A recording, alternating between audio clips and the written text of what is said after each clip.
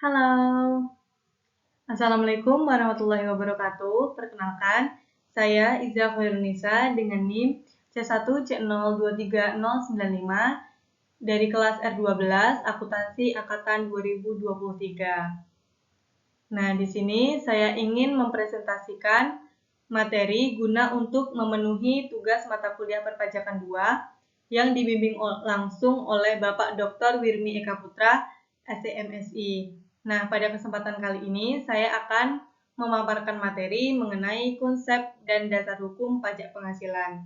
Nah, yang pertama yaitu pengertian pajak penghasilan. Pajak penghasilan atau lebih sering dikenal sebagai PPh adalah jenis pajak yang dikenakan kepada wajib pajak orang pribadi atau wajib pajak badan atas penghasilan yang diterima dalam suatu masa maupun tahun pajak. Pajak penghasilan sendiri mengacu pada Undang-Undang Nomor 36 Tahun 2008 yang merupakan perubahan keempat dari Undang-Undang Nomor 7 Tahun 1983. Nah, apa sih isi dari Undang-Undang Nomor 36 Tahun 2008 ini? Nah, isi dari undang-undang tersebut adalah objek pajak atau penghasilan yang dimaksud merupakan setiap tambahan kemampuan ekonomis yang diperoleh wajib pajak, baik berasal dari dalam negeri maupun luar negeri, yang dipakai untuk konsumsi atau menambahkan kekayaan wajib pajak terkait, meliputi keuntungan usaha, gaji, honorarium, hadiah, royalti, dividen, dan lain sebagainya. Nah, lanjut, yaitu yang kedua, subjek pajak. Nah, subjek pajak sendiri yaitu segala sesuatu yang mempunyai potensi untuk memperoleh penghasilan dan menjadi sasaran untuk dikenakan PPh. Nah, subjek pajak ini terbagi menjadi dua, yaitu subjek pajak dalam negeri dan subjek pajak luar negeri. Subjek pajak dalam negeri sendiri terbagi menjadi tiga. Yang pertama yaitu subjek pajak orang pribadi, di mana orang pribadi yang bertempat tinggal lebih dari 183 hari dalam jangka waktu 12 bulan dan memiliki keinginan untuk bertempat tinggal di Indonesia. Yang kedua, badan usaha. Badan usaha yang didirikan dan berkedudukan di Indonesia, pembentukannya berdasarkan peraturan perundang-undangan, pembiayaannya bersumber dari APBN atau APBD, penerimaannya dimasukkan ke dalam pemerintah daerah atau pemerintah pusat, dan pembukuannya diperiksa langsung oleh aparat fungsional negara. Yang ketiga yaitu warisan yang belum terbagi sebagai satu kesatuan, menggantikan yang berhak. Oke, kita lanjut. Yang ketiga yaitu subjek pajak luar. Yang ketiga yaitu subjek pajak luar negeri. Subjek pajak luar negeri sendiri terbagi menjadi dua, yaitu yang pertama, orang pribadi yang bertempat tinggal tidak lebih dari 183 hari dalam jangka waktu 12 bulan, tidak berturut-turut di Indonesia, dan badan yang menjalankan usaha atau melakukan kegiatan melalui bentuk usaha tetap di Indonesia. Dan yang kedua yaitu orang pribadi yang bertempat tinggal tidak lebih dari 183 hari dalam jangka waktu 12 bulan di Indonesia dan badan yang menjalankan atau melakukan kegiatan usaha tetap di Indonesia. Nah, dari tadi kita ngomongin subjek pajak dalam negeri dan luar negeri. Mungkin beberapa teman-teman ada pertanyaan, ada nggak sih hal-hal yang tidak termasuk subjek pajak? Nah, di sini ada teman-teman hal-hal yang tidak termasuk subjek pajak, yaitu yang pertama, para diplomat dan konsulat. Yang kedua, keperwakilan negara asing. Yang ketiga, organisasi internasional dengan syarat Indonesia menjadi anggota organisasi tersebut. Dan yang keempat yaitu pejabat perwakilan organisasi internasional. Nah, itu tadi teman-teman hal yang termasuk dan tidak termasuk sebagai subjek pajak. Nah, mari kita lanjut ke materi selanjutnya yaitu mengenai perbedaan wajib pajak luar negeri dan dalam negeri. Nah, untuk perbedaan wajib pajak luar negeri dan dalam negeri di sini terbagi menjadi 4. Yang pertama yaitu bagi wajib pajak dalam negeri, dikenakan pajak atas penghasilan, baik yang diterima atau diperoleh dari Indonesia maupun luar negeri. Sedangkan bagi wajib pajak luar negeri, dikenakan pajak hanya atas penghasilan yang berasal dari sumber penghasilan di Indonesia. Dan yang kedua, dikenakan pajak berdasarkan penghasilan neto bagi wajib pajak dalam negeri dan dikenakan pajak berdasarkan bruto untuk wajib pajak luar negeri. Dan yang ketiga, tarif pajak yang digunakan adalah tarif umum yang diatur dalam Undang-Undang PPH pasal 17 bagi wajib pajak dalam negeri, dan tarif pajak yang digunakan adalah tarif sepadan untuk wajib pajak luar negeri yang diatur dalam Undang-Undang Penghasilan pasal 26. Dan yang terakhir yaitu bagi wajib pajak dalam negeri wajib untuk menyampaikan SPT. Namun bagi wajib pajak luar negeri tidak wajib untuk menyampaikan SPT. Nah, dari tadi kita ngomongin wajib pajak, apa sih sebenarnya wajib pajak itu? Nah, wajib pajak itu adalah orang pribadi atau badan yang telah memenuhi kewajiban subjektif dan objektif sebagai orang yang bisa dikenai pajak penghasilan. Nah, begitu teman-teman. Nah, selanjutnya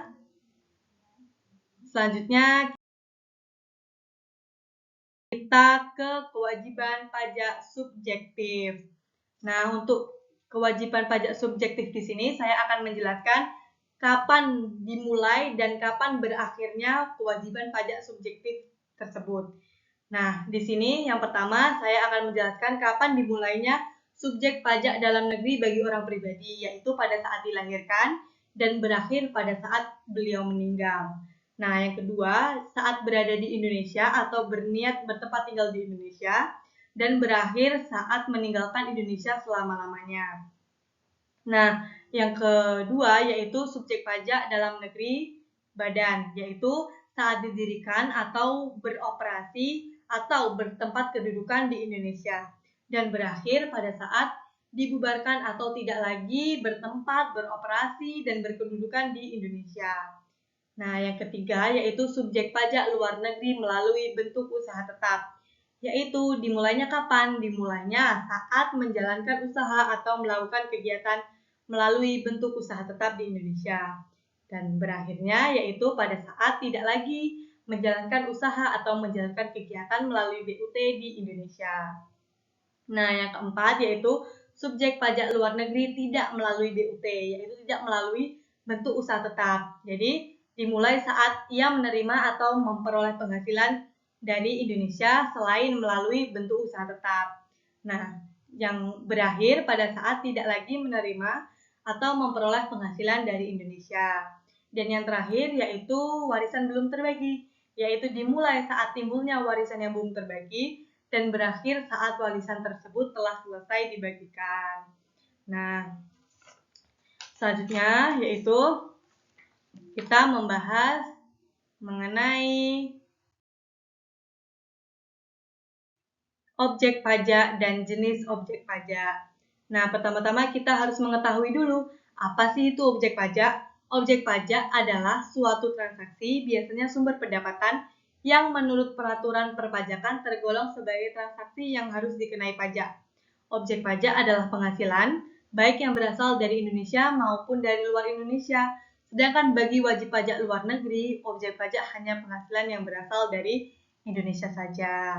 Nah, di sini saya mencantumkan beberapa jenis objek pajak, yaitu yang pertama dividen, yang kedua hadiah undian, yang ketiga laba usaha, dan yang keempat itu lain sebagainya, karena seingat saya jenis-jenis objek pajak itu ada 19 teman-teman. Jadi mungkin kita bisa sama-sama mencari dan sama-sama belajar apa-apa saja sih jenis-jenis objek pajak. Nah, selain hal-hal yang termasuk pada jenis objek pajak, ada loh hal yang tidak termasuk ke dalam objek pajak, yaitu yang pertama bantuan, sumbangan dari BPJS, dan juga zakat yang diperoleh dari Basnas atau Badan Amil Zakat Nasional. Dan yang kedua harta hibahan, yang ketiga yaitu warisan, yang keempat yaitu beasiswa yang dibiayai oleh pemerintah. Nah, selanjutnya yaitu kita lanjut ke materi selanjutnya yaitu Dasar pengenaan pajak. Nah, dasar pengenaan pajak bagi wajib pajak dalam negeri dan bentuk usaha tetap adalah penghasilan kena pajak. Sedangkan bagi wajib pajak luar negeri adalah penghasilan bruto. Untuk uraian singkat mengenai besarnya penghasilan kena pajak bagi wajib pajak, yaitu bagi penghasilan kena pajak bagi wajib pajak badan sama dengan penghasilan neto, sedangkan penghasilan kena pajak bagi wajib pajak orang pribadi adalah penghasilan neto dikurangi dengan PTKP atau penghasilan tidak kena pajak. Nah, selanjutnya yaitu kita di sini akan belajar mengenai menghitung penghasilan PKP menggunakan pembukuan. Nah, perhitungan besarnya penghasilan neto bagi wajib pajak dalam negeri dan bentuk usaha tetap itu dilakukan dengan dua cara, yaitu yang pertama menghitung penghasilan PKP menggunakan pembukuan, dan yang kedua yaitu menghitung penghasilan PKP menggunakan norma perhitungan penghasilan neto atau NPPN. Nah, yang pertama ini kita akan membahas mengenai menghitung penghasilan PKP menggunakan pembukuan. Nah, besarnya penghasilan kena pajak bagi wajib pajak dalam negeri dan bentuk usaha tetap ditentukan berdasarkan penghasilan bruto dikurangi biaya untuk mendapatkan, menagih, dan memelihara penghasilan, termasuk hal-hal lain yang bersangkutan.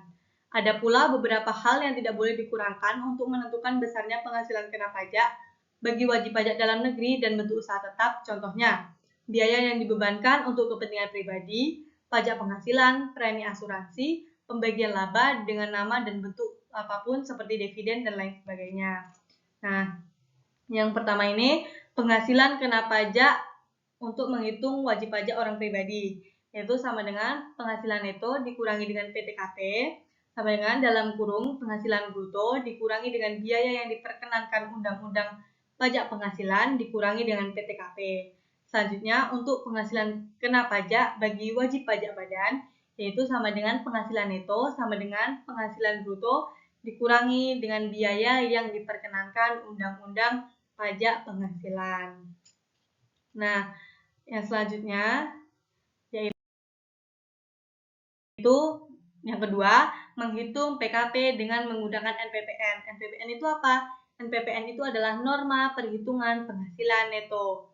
Nah, ada syaratnya nih untuk menghitung PKP dengan menggunakan NPPN ini. Syaratnya ada 3. Yang pertama yaitu peredaran bruto kurang dari 4.800 juta per tahun. Yang kedua, mengajukan permohonan dalam jangka waktu 3 bulan pertama dari tahun buku. Dan yang ketiga, menyelenggarakan pencatatan. Nah, selanjutnya yaitu penghasilan tidak kena pajak. Besarnya PTKP dalam setahun yang berlaku mulai tahun 2016, yaitu yang pertama 54 juta untuk diri sendiri wajib pajak orang pribadi, yang kedua 44.500.000 tambahan untuk wajib pajak yang kawin, yang ketiga 54 juta tambahan untuk seorang istri yang penghasilannya digabung dengan suami, namun dengan 2 syarat, yaitu yang pertama penghasilan istri tidak semata-mata diterima langsung oleh pemberi kerja telah dipotong sesuai PPh pasal 21. Yang kedua, pekerjaan istri tidak ada hubungannya dengan anggota keluarga lain. Nah, yang keempat yaitu 4.500.000 tambahan untuk setiap anggota keluarga sedarah dan keluarga semenda maksimal 3 orang. Nah, yang selanjutnya yaitu saya sudah memberikan contoh untuk melakukan perhitungan NPPN dan PTKP. Untuk contoh yang pertama yaitu untuk perhitungan NPPN dan contoh yang kedua yaitu untuk perhitungan PTKP. Nah, yang pertama yaitu Pak Soleh, seorang akuntan yang memiliki kantor akuntan publik di daerah ibu kota Jakarta. Sepanjang tahun 2023, penerimaan bruto yang diperoleh Pak Soleh sebagai akuntan sebesar 900 juta rupiah. Pak Soleh berstatus kawin dan memiliki tanggungan 2 orang anak. Besarnya persentase norma perhitungan penghasilan neto untuk akuntan di Jakarta sebesar 50%. Nah, untuk 50% ini sendiri itu sudah ada ketentuannya ya teman-teman, itu sudah ada undang-undang untuk menetapkan persentase norma perhitungan penghasilan neto. Nah, kebetulan saya memilih domisili di Jakarta dan untuk seorang akuntan di domisili Jakarta yaitu dikenai persentase norma perhitungan penghasilan netonya sebesar 50%. Nah, jadi perhitungannya sebagai berikut. 50% dikali dengan 900 juta, dapatlah 450 juta. Nah, selanjutnya penghasilan tidak kena pajaknya yaitu yang pertama untuk wajib pajak Pak Soleh sendiri yaitu 54 juta dan ditambahkan dengan WP kawin sebesar 4.500.000 dan ditambahkan lagi dengan tambahan 2 orang anak. 2 orang anak, masing-masing anak 4.500.000, jadilah 9 juta. Maka penghasilan tidak kena pajak Bapak Soleh adalah 67.500. Sehingga penghasilan sebagai seorang akuntan dikurangi dengan penghasilan tidak kena pajak, jadilah penghasilan kena pajak Bapak Soleh sebesar 382.500.000. Nah, yang selanjutnya ini adalah contoh perhitungan PTKP, yaitu Faris sudah menikah dan mempunyai 2 orang anak. PTKP Faris dalam setahun adalah yang pertama yaitu untuk wajib pajak dia sendiri sebesar 54 juta. Dan untuk tambahan WP kawin sebesar 4.500.000 dan tambahan 2 orang anak lagi yaitu sebesar 9 juta. Jadi jumlah PTKP Faris adalah 67.500.000. Nah, selanjutnya di sini saya selanjutnya akan menjelaskan mengenai tarif pajak. Tarif pajak yang pertama yaitu untuk wajib pajak pribadi dalam negeri, yaitu lapisan penghasilan kena pajaknya penghasilannya sampai dengan 50 juta, tarif pajaknya itu sebesar 5%, di atas 50 juta sampai dengan 250 juta, tarif pajaknya 15%, di atas 250 juta sampai dengan 500 juta dikenai tarif pajak 25%, dan di atas 500 juta dikenai tarif pajak 30%. Nah, yang kedua yaitu untuk wajib pajak badan dan bentuk usaha tetap. Tarif pajak untuk wajib pajak yang berbentuk dalam negeri dan bentuk usaha tetap mulai efektif pada tahun pajak 2010 telah dikurangi menjadi 25%. Namun, untuk perusahaan lokal yang memiliki peredaran bruto sebesar 50 miliar berhak mendapatkan kemudahan berupa potongan sebesar 50%. Nah, yang selanjutnya yaitu saya akan menjelaskan cara menghitung pajak yang sesuai dengan PPh pasal 17, di mana PPh pasal 17 itu adalah ketentuan yang mengatur tarif pajak atas penghasilan yang dikenakan pada wajib pajak orang pribadi maupun badan.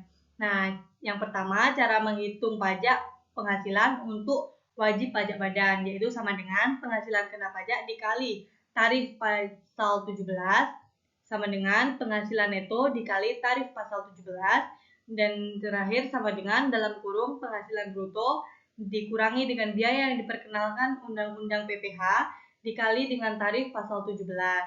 Nah, yang kedua yaitu cara menghitung pajak penghasilan untuk wajib pajak pribadi, yaitu yang pertama penghasilan kena pajak dikali dengan tarif pasal 17, yang kedua sama dengan dalam kurung penghasilan neto dikurangi dengan PTKP dikali dengan tarif pasal 17, dan yang ketiga yaitu dalam kurung penghasilan bruto dikurangi dengan biaya yang diperkenankan Undang-Undang PPh dikurangi dengan PTKP dan dikali dengan pasal 17.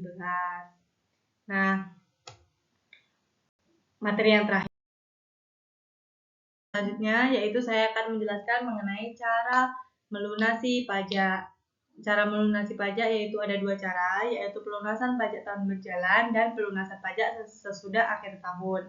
Nah, untuk pelunasan pajak tahun berjalan sendiri itu terbagi menjadi 2, yaitu dibayarkan sendiri oleh wajib pajak yang diatur sesuai dengan pasal PPh 25, dan yang kedua yaitu pembayaran pajak dilakukan pemotongan oleh pihak ketiga yang diatur dalam PPh pasal 21, PPh pasal 22, PPh pasal 23, PPh pasal 24, PPh pasal 26, dan PPh pasal 4 ayat 2. Nah, untuk masing-masing pasal ini apa sih yang dimaksud dengan pasal tersebut? Nah, saya akan menjelaskan satu persatu. Untuk PPh pasal 21 sendiri yaitu pemotongan penghasilan pekerjaan, jasa, ataupun kegiatan. Untuk PPh pasal 22 yaitu pemotongan atas penghasilan dari kegiatan di bidang impor. Untuk PPh pasal 23 yaitu pemotongan penghasilan dari modal atau penggunaan harta oleh orang lain. Nah, untuk PPh pasal 24 yaitu pelunasan pajak penghasilan di luar negeri. Dan untuk PPh pasal 26 yaitu pemotongan penghasilan pajak terutang atas wajib pajak luar negeri. Dan yang terakhir untuk PPh pasal 4 ayat 2 yaitu pemotongan atas penghasilan bunga deposito dan transaksi saham di bursa efek. Dan juga penghasilan pengalihan harta tanah yang tidak bisa dikreditkan. Nah, untuk PPh pasal 4 ayat 2 ini yaitu bisa disebut juga pemotongan pajak final. Pengertian istilah final artinya bahwa jenis pajak ini tidak dapat diselesaikan atau dilunasi dalam masa pajak yang sama dan tidak perlu dilaporkan lagi pada akhir tahun pajak serta tidak dapat dikreditkan. Nah, yang kedua yaitu pelunasan pajak sesudah akhir tahun. Nah, yang pertama yaitu menghitung sendiri pajak terutang dikurangi dengan jumlah kredit pajak tahun yang bersangkutan apabila terjadi pajak penghasilan kurang bayar atau kurang disetor. Nah, yang kedua yaitu membayar sesuai SKP atau STP yang ditetapkan oleh Dirjen Pajak yang terbukti adanya kesalahan. Nah, selanjutnya yaitu kesimpulan.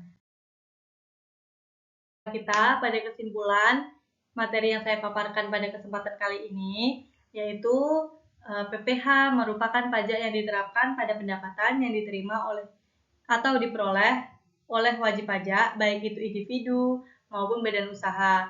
Dasar hukum untuk pengaturan pajak penghasilan PPh ditetapkan oleh Undang-Undang Nomor 36 Tahun 2008 mengenai pajak penghasilan merupakan pembaruan dari undang-undang sebelumnya yang dirancang untuk mengikuti kemajuan ekonomi dan memperbaiki sistem administrasi perpajakan.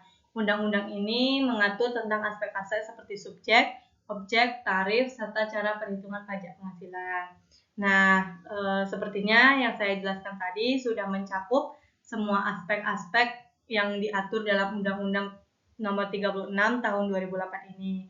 Jadi harapan saya semoga materi yang saya sampaikan ini dapat berguna dan dapat kita petik manfaatnya untuk kita semua.